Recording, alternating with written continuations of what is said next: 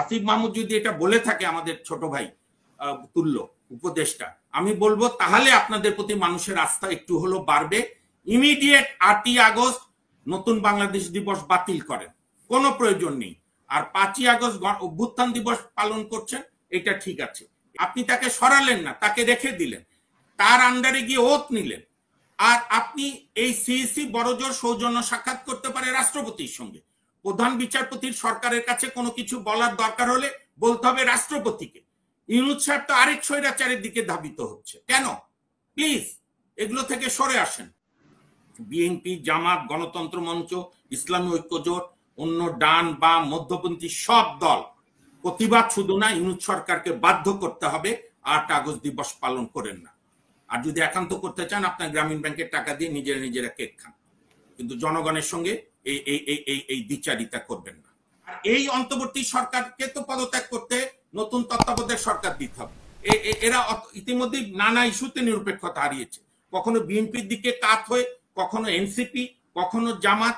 আপনি জানেন, আমাকে একজন পাঠালো, আমার এক বন্ধু গতকাল, এই যে রিজওয়ানার স্বামী, কোনো কালে কোনোদিন শুনিনি, সে এখন তার এলাকায় পোস্টার দিয়েছে নির্বাচনে অংশগ্রহণ করবে। কি কি কি জাদুর বাসি পেল, কি জাদুর কাঠি হলো? এমন হতো যে ডক্টর রিজওয়ানার স্বামী আজীবন রাজনীতি করে, আমরা বেনিফিট অফ ডাউট দিতে পারি। কোনোদিন আমরা কিচ্ছু শুনিনি।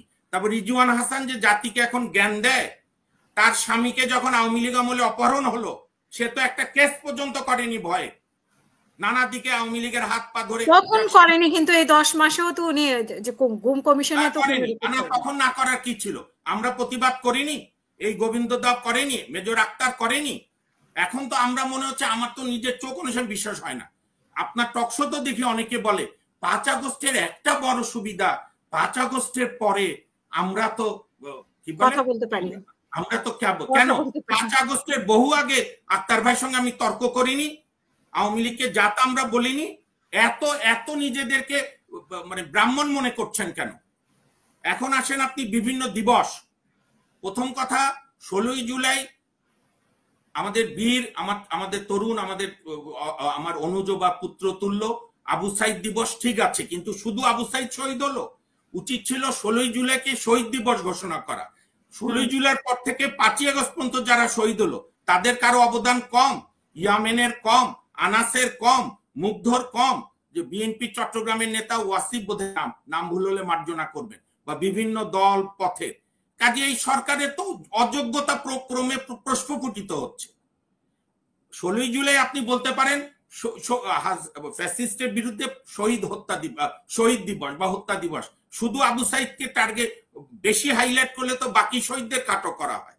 আর আমি এটা দেখিনি, যেহেতু আপনি বলছেন আপনার উপর আস্থা রেখে, আপনি একজন বিদগ্ধ সাংবাদিক হাসিনা আক্তার, আসিফ মাহমুদ যদি এটা বলে থাকে আমাদের ছোট ভাই তুল্য উপদেষ্টা, আমি বলবো তাহলে আপনাদের প্রতি মানুষের আস্থা একটু হলো বাড়বে। ইমিডিয়েট 8ই আগস্ট নতুন বাংলাদেশ দিবস বাতিল করেন, কোনো প্রয়োজন নেই। আর 5ই আগস্ট অভ্যুত্থান দিবস পালন করছেন, এটা ঠিক আছে। এই প্রসঙ্গে আমি একটা কথা মনে করে দিই, আক্তার ভাই আমাদের তখন অন্যতম নেতা ছিল, এখনো নেতা। এরশাদের বিরুদ্ধে যখন আমরা আন্দোলন করলাম, আক্তার ভাই, গোবিন্দদার মনে আছে কিনা, আমরা 6ই ডিসেম্বর গণ অভ্যুত্থান দিবস আমরা পালন করতাম, তাই না আক্তার ভাই? 6ই ডিসেম্বর প্রত্যেক বছরে 91 সাল থেকে। কই 96 সালে শেখ হাসিনা এরশাদকে নিয়ে সরকার গঠন করলো, 99 সালে বিএনপি জামাত এরশাদকে নিয়ে 4 দলীয় জোট করলো, তারপরে 6ই ডিসেম্বরের পালনের আগ্রহ মানুষ হারিয়ে ফেললো।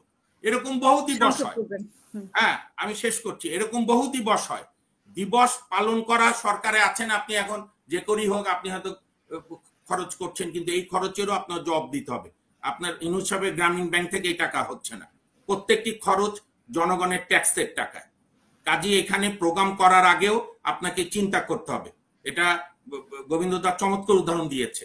ওই যে আগেকার দিনে মোগল বাদশারা তাদের নামে সন ঘোষণা করত, তাদের বা রাজপুত্রের ক্ষমতা আরোহণের দিবস। এবং ডক্টর মোহাম্মদ ইউনূস সাহেবকে আমি এখন একটা কথা বলি, আপনি রাষ্ট্রপতিকে যে কোনো কারণে হোক সরাতে পারলেন না। হতে পারে রাষ্ট্রপতি, হতে পারে না, ফ্যাক্ট, পাকা আওয়ামী লীগার, কিন্তু তার মুক্তিযুদ্ধ, বীর মুক্তিযুদ্ধ।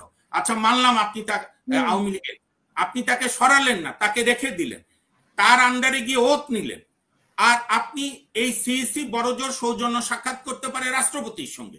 প্রধান বিচারপতির সরকারের কাছে কোনো কিছু বলার দরকার হলে বলতে হবে রাষ্ট্রপতিকে। ইউনূস সাহেব তো আরেক স্বৈরাচারের দিকে ধাবিত হচ্ছে কেন?